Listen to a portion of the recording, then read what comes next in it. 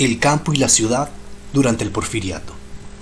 El joven Porfirio Díaz participó en la defensa de la República en contra de los invasores franceses y alcanzó un amplio reconocimiento como militar.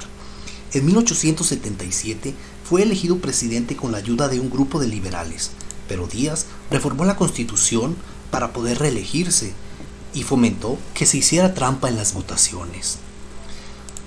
A los altos funcionarios que gobernaban junto con Díaz, la gente los llamaba despectivamente los científicos, porque hablaban de progreso, de máquinas y de industria, aunque no hacían nada por la vida del pueblo.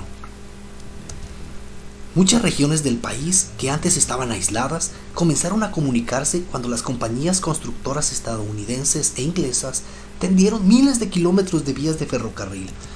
Los trenes ayudaban a sacar del país las riquezas de los bosques, las minas y los campos de cultivo. Durante el siglo XIX, los gobiernos liberales dictaron leyes que favorecieron el despojo de tierras de las comunidades indígenas. Más tarde, Porfirio Díaz promulgó nuevas leyes para colonizar terrenos desocupados, pero aprovechó para engañar a los campesinos y quitarles sus dotaciones de agua y sus mejores tierras.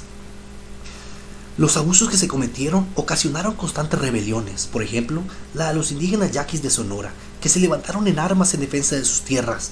Lucharon por muchos años, pero resultaron vencidos por el ejército, y en castigo, familias enteras fueron enviadas a Yucatán, a los campos de trabajos forzados, donde la mayoría murió a causa del maltrato, el clima y la labor extenuante. Las tierras arrebatadas a los indígenas pasaron a formar parte de las haciendas, enormes extensiones de terreno dedicadas a la agricultura o a la ganadería. Las haciendas necesitaban muchos trabajadores, de manera que pueblos enteros que habían perdido sus tierras se veían en la necesidad de laborar ahí, a cambio de unos cuantos centavos por día. Incluso había campesinos que tenían que pagar renta a la hacienda por tierras de cultivo que antes fueron suyas. Los capataces vigilaban el trabajo de los peones, ayudados por una policía especial, contratada por la hacienda que era conocida como Guardia Rural. Frecuentemente en las haciendas no se pagaban los salarios con dinero, sino con vales que se canjeaban en las tiendas de raya, por alimentos, velas, manta para ropa y cobijas. En las ciudades, al igual que en el campo, el descontento era muy grande. Los obreros tenían que trabajar jornadas de más de 14 horas para recibir un sueldo que no alcanzaba para nada. El trabajo era inseguro y los mejores puestos y los salarios más altos eran obtenidos por técnicos extranjeros. Los niños, en vez de asistir a la escuela, se contrataban en las fábricas para ayudar un poco a sus familias. Los vendedores callejeros, los artesanos, los dueños de pequeños comercios, los empleados y los profesionistas también la pasaban mal, y pobres de aquellos que expresaran públicamente sus protestas. La policía se encargaba de acallarlos. Los periodistas, especialmente, sufrían castigos y cárcel si criticaban la situación política. Para luchar contra las injusticias, los hermanos Flores Magón fundaron un partido político y un periódico que se oponía a la dictadura de Díaz.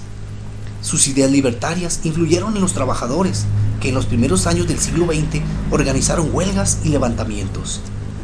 En Sonora, por ejemplo, los mineros del cobre exigieron que el tiempo de trabajo se redujera a 8 horas, que se les pagara igual que a los extranjeros y que se quitara a los capataces más crueles. En las calles principales se introdujo la iluminación eléctrica, se colocaron adoquines y alcantarillas y se instaló el servicio telefónico. Grandes tiendas de departamentos exhibían artículos importados de Europa.